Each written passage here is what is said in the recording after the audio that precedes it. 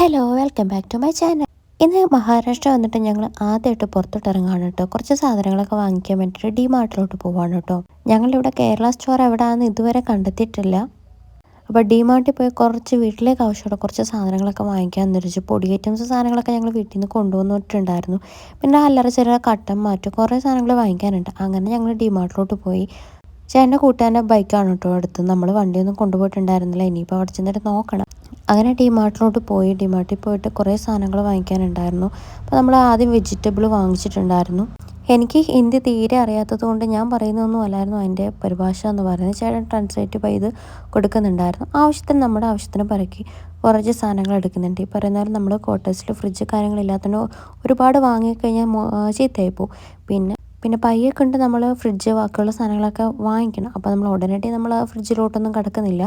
അപ്പം കുറച്ച് സാധനങ്ങൾ വാങ്ങിക്കാൻ വിചാരിച്ചു. പിന്നെ കട്ടൻ നമുക്ക് അത്യാവശ്യമാണ്. കാരണം വിൻഡോസിലൊക്കെ നമ്മൾ ആയിപ്പം അടിക്കുന്നതുകൊണ്ട് വിൻഡോസ് മറയ്ക്കാൻ വേണ്ടിയിട്ട് കട്ടൻ, പിന്നെ ഈ സാധനങ്ങളൊക്കെ നിറയ്ക്കാൻ വേണ്ടിയിട്ട് കണ്ടെയ്നേഴ്സ്, അങ്ങനെ കുറേ സാധനങ്ങളൊക്കെ വാങ്ങിയിട്ട് ബില്ലിങ് സെക്ഷന് വന്നു. ഇവിടെയൊക്കെ പ്രത്യേക രീതിയിലാട്ടോ ബില്ലിങ് സെക്ഷനൊക്കെ.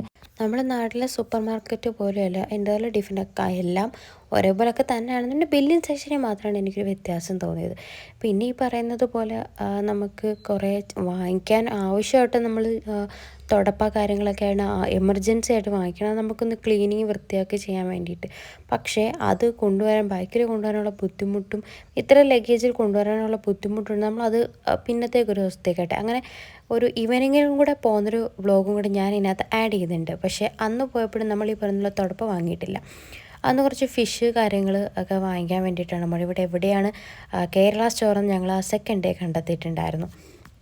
അങ്ങനെ അവിടെ പോയി അരി വാങ്ങി. അതൊന്നും എനിക്ക് തോന്നുന്നു ഞാൻ വീഡിയോ എടുത്തിട്ടില്ലെന്ന് തോന്നുന്നു. അരി വാങ്ങി. ഫിഷ് മാർക്കറ്റ് ഇപ്പോൾ വൈകിട്ടാണ് കേട്ടോ ഈ ചന്ത ഓൺ ആവണത്. എന്ന് വെച്ചാൽ ഭയങ്കര തിരക്ക്, കൺജസ്റ്റഡാണ് ഭയങ്കരമായിട്ട്. അപ്പം ഫ്രഷ് ആയിട്ടുള്ള മീൻ, പിന്നെ ഈ പറയുന്ന കൂടുതൽ പുഴമീനാണ് കിട്ടുന്നത്. നമ്മൾ ഫ്രഷായിട്ട് ജീവനോടു കൂടിയുള്ള മീനുകൾ പോലും കിടപ്പുണ്ടായിരുന്നു. ഞാനിതൊന്നും കഴിക്കത്തില്ല. പിന്നെ കൊള്ളാം, കുഴപ്പമില്ല, ചേട്ടൻ കഴിച്ചിട്ടുണ്ട്. ചേട്ടൻ എല്ലാ മീനുകളും കഴിക്കും. അപ്പം ചേട്ടന് ഇഷ്ടപ്പെട്ടത് തന്നെ വാങ്ങിക്കട്ടെ എന്ന് വിചാരിച്ചിട്ട് വാങ്ങിച്ചു. പിന്നെ അവിടെ ചെന്നിട്ടുള്ള സെക്കൻഡ് ഓപ്ഷൻ ഞാൻ പിന്നെ ചമ്മന്തിപ്പൊടി ഉണ്ടായിട്ട് അതൊക്കെ വെച്ച് ഞാൻ അഡ്ജസ്റ്റ് ചെയ്യുന്നുള്ളത് ഉറപ്പുണ്ടായിരിക്കും ഉണ്ടായതുകൊണ്ട് ചേട്ടന് ഇഷ്ടമുള്ള മീൻ വാങ്ങിക്കട്ടെ എന്ന് വിചാരിച്ചു. അങ്ങനെ അവർ തന്നെ കട്ട് ചെയ്ത് തരും കേട്ടോ. അങ്ങനെ വാങ്ങിക്കൊണ്ട് ആരും അങ്ങനെ പോകാറില്ല. എല്ലാവരും അതന്നെ അവിടുത്തെ ഇതാണോ, എല്ലാവരും കട്ട് ചെയ്താണോ കൊണ്ടുപോകണം. അപ്പോൾ നമ്മളും കട്ട് ചെയ്ത് തന്നെ.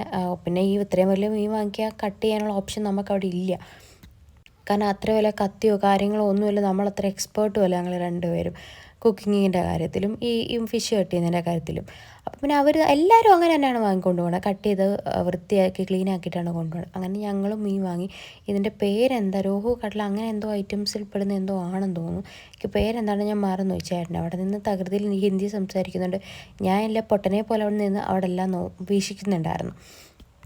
ഈ വൈകിട്ട് പോകുമ്പോഴാണ് കേട്ടോ നല്ല രസം. എന്ന് വെച്ചാൽ ഭയങ്കര ആളും തിരക്കും. അതുപോലെ പന്നികളെയൊക്കെ റോഡിലൊക്കെ ഇങ്ങനെ ഇങ്ങനെ അയച്ചു വിട്ടേക്കുന്ന പോലെ നടക്കുന്നതൊക്കെ കാണാം. പിന്നെ എനിക്കിഷ്ടമായ എന്ന് വെച്ചാൽ അത്ര ക്ലീനിങ്ങും അല്ല, ഏരിയകളും അത്രയൊന്നും അത്ര നല്ല നമ്മുടെ കേരളത്തെ പോലെ അത്ര നീറ്റ് ആൻഡ് ക്ലീൻ ആണെന്ന് ഞാൻ പറയില്ല കേട്ടോ. കുറേയൊന്നും എനിക്ക് ഇഷ്ടപ്പെടാത്ത കാര്യങ്ങളൊക്കെ അവിടെ കണ്ടു. പിന്നെ നമ്മളത് ബോധേടാക്കേണ്ട കാര്യമില്ല. നമ്മുടെ കാര്യം കഴിഞ്ഞു, നമ്മളത് പിക്ക് ചെയ്തു വാങ്ങിക്കൊണ്ട് പോരുന്നു. അങ്ങനെ നേരെ വീട്ടിലെത്തി ഇതെല്ലാം സെറ്റാക്കി ഞങ്ങൾ മീൻകറിയൊക്കെ വെച്ചു. അറ്റ്ലീസ്റ്റ് കുഴപ്പമില്ലാത്ത രീതിയിൽ ഞങ്ങൾക്ക് അറിയാവുന്ന രീതിയിൽ തട്ടിക്കൂട്ട് മീൻകറിയൊക്കെ വെച്ചു. കാരണം പുഴമീനൊന്നും നമ്മൾ വെച്ചിട്ടില്ല. അപ്പോൾ ഇന്നത്തെ വീഡിയോ ഇത്രയേ ഉള്ളൂ ഗായ്സ്. വീഡിയോ ഇഷ്ടപ്പെട്ടാൽ ലൈക്ക് ചെയ്യണം, സപ്പോർട്ട് ചെയ്യണം, സബ്സ്ക്രൈബ് ചെയ്ത് ചാനൽ കൂട്ടണം. ഇനി പുതിയ വിശേഷങ്ങളൊക്കെ ആയിട്ട് കാണാം കേട്ടോ.